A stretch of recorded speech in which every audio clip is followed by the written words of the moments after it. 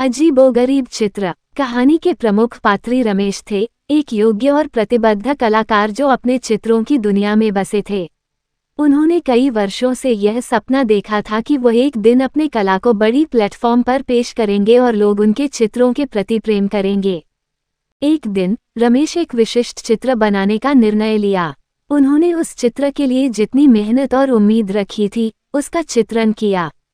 चित्र एक अजीबोगरीब दुनिया का प्रतिनिधित्व करता था, जो केवल रमेश की मानसिकता में बसी थी।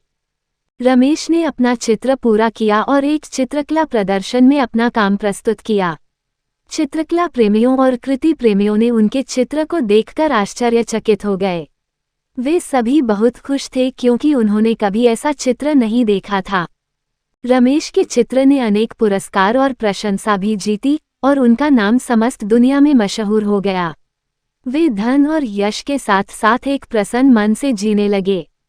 एक दिन एक बड़ा व्यक्ति रमेश से मिलने के लिए आए और उन्होंने एक और अजीबोगरीब चित्र बनाने का प्रस्ताव दिया। ये व्यक्ति बहुत धनवान था और उसने एक शर्त रखी कि रमेश को 1 साल के अंदर वह चित्र बनाना होगा, तभी वह रमेश को बहुमूल्य रत्न देगा। रमेश ने इस ऑफर को स्वीकार किया, लेकिन उन्होंने यह नहीं सोचा कि इस चित्र का निर्माण कितना कठिन होगा। वे 1 साल में समय की कमी के चलते कितनी भी मेहनत करने के बावजूद चित्र नहीं बना सके। अंत में रमेश ने व्यक्ति से मिलकर स्वीकार किया कि उनके पास चित्र नहीं है और वे उस चित्र को नहीं बना सकते। व्यक्ति बहुत नाराज हो गए और वे अपना शब्द वापस ले लिए। रमेश के साथ हुई घटना ने उन्हें ये सिखाया कि धन और यश की खोज में वे अपने कला की मूल उद्देश्य को भूल गए थे।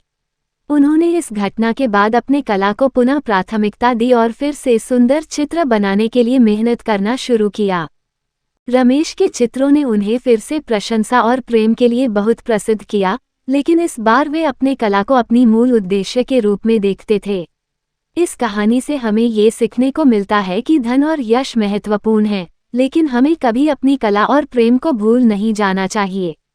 हमें अपनी कला को अपनी प्राथमिकता देनी चाहिए और उसमें मेहनत करना चाहिए, क्योंकि हमारा कला ही हमारी असली पहचान होती है।